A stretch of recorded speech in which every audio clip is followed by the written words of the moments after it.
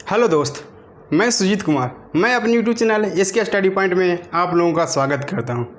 तो दोस्तों, पिछला क्लास में हम लोगों ने देखे थे कि टाइप ऑफ सेमीकंडक्टर कितने तरह का होता है। दो तरह का होता है, intrinsic semiconductor and extrinsic semiconductor.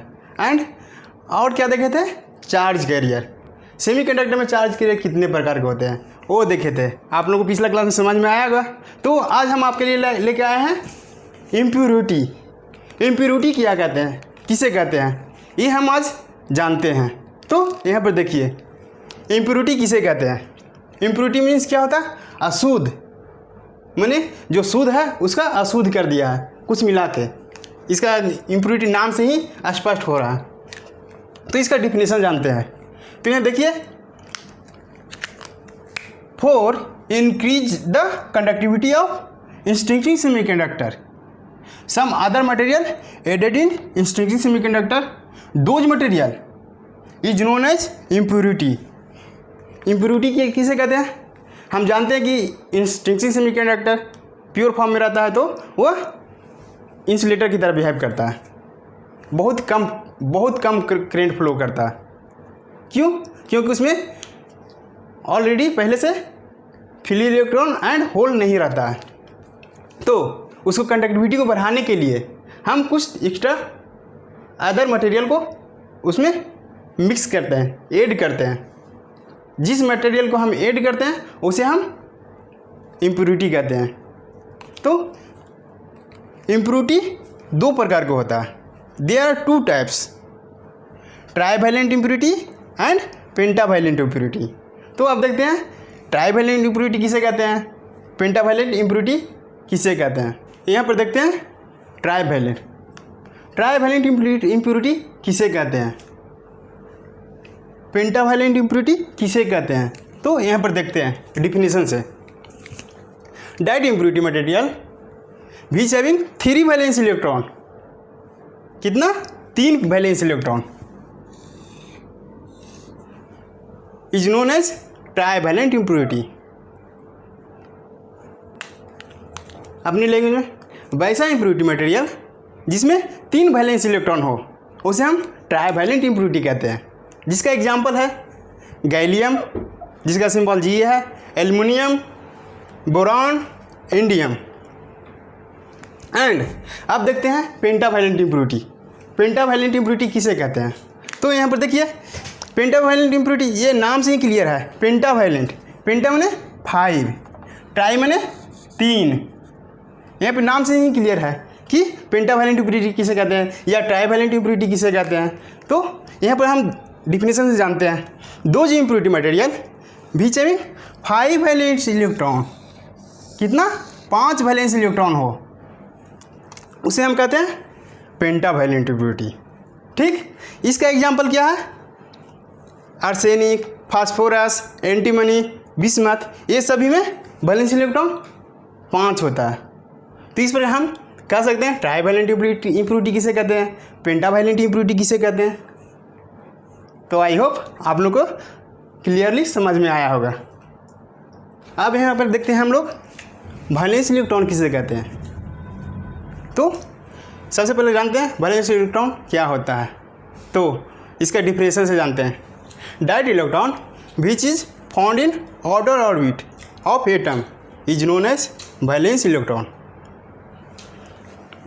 वैसा इलेक्ट्रॉन जो किसी भी एटम का बाहरी कक्षा में जो इलेक्ट्रॉन होता है उसे हम वैलेंस इलेक्ट्रॉन कहते हैं। जिसे हम जानते हैं कि जो भी ऑर्बिट होता है उसमें उसका नंबरिंग रहता है K, L, M, इस तरह का रहता है। उसी प्रकार उसका यहाँ पर देखते हैं number of electron in nth orbit, means first orbit, second orbit, third orbit, इसी तरह आगे कंटिन्यूस जाता है, 4th, 5, 6। तो इसमें हम जानते हैं कि नंबर ऑफ इलेक्ट्रॉन कितना होता है, फर्स्ट ऑर्बिट में कितना इलेक्ट्रॉन होता है, सेकंड ऑर्बिट में कितना इलेक्ट्रॉन है, थर्ड में कितना होता है, फिफ्थ में कितना होता है, इसी तरह कंटिन्यूसली बढ़ते जाते हैं तो कितना होता है। तो इसका फार्मूला होता है 2n, मीन्स n यहाँ पे है नंबर ऑफ ऑर्बिट। जैसे फर्स्ट ऑर्बिट में K में देखते हैं, K में कितना होता है, 2 × K का वैल्यू 1 है तो 1 का स्क्वायर मीन्स 2, मानी कि फर्स्ट कक्षा में इलेक्ट्रॉन की संख्या 2 हो गया। फिर एल में देखते हैं, इसी प्रकार 2 × 2 पावर 2 तो कितना होगा 8 हो जाएगा। इसी तरह थर्ड ऑर्बिट में देखते हैं 2 × 2 3 है, एम क्या है थर्ड ऑर्बिट 3, तो 3 का स्क्वायर 9, 9 दूनी 18।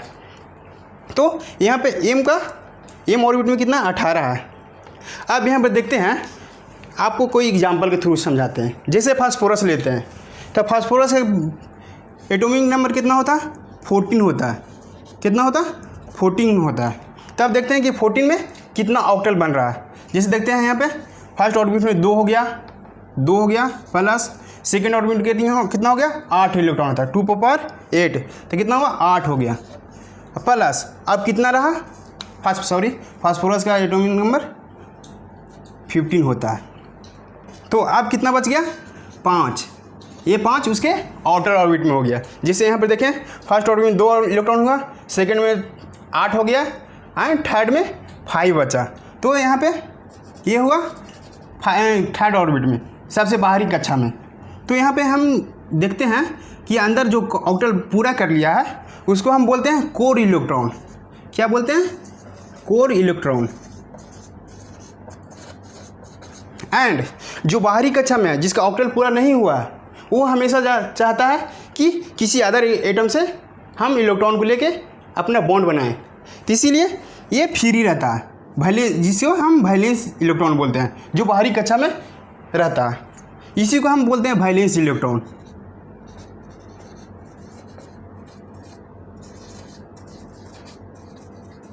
ये वैलेंस इलेक्ट्रॉन हमेशा बॉन्ड बनाने के लिए कोशिश करते रहता है।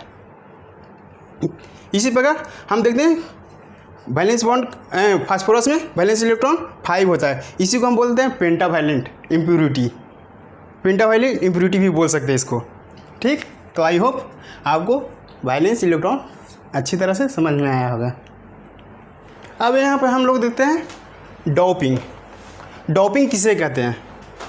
तो ये सिंपल ये हमेशा यूज होते रहता है। आगे देखिएगा, ये हमेशा डोपिंग यूज होते होगा, ये हमेशा आगे चल के यूज होगा। डोपिंग नाम सुनने को मिलेगा। डोपिंग क्या है? डोपिंग किया गया है। तो यहाँ पे डोपिंग का मतलब होता है the process of adding of impurity material in intrinsic semiconductor. Pure semiconductor में हम इम्प्योरिटी मिलाते हैं। जो इम्प्योरिटी मिलाते हैं उसी मिलाने के प्रोसेस को हम डोपिंग कहते हैं।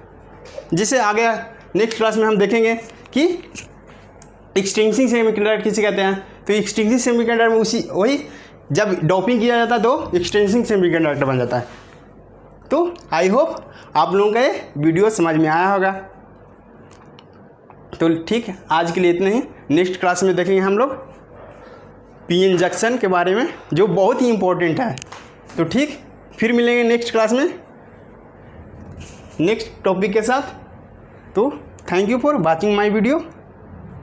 प्लीज़ मेरे YouTube चैनल को सब्सक्राइब कीजिए, शेयर कीजिए एंड डिप्लोमा जितना भी हो ज़्यादा से ज़्यादा डिप्लोमा स्टूडेंट को फॉरवर्ड कीजिए। ये आप ही के लिए मेहनत कर रहे हैं। ठीक।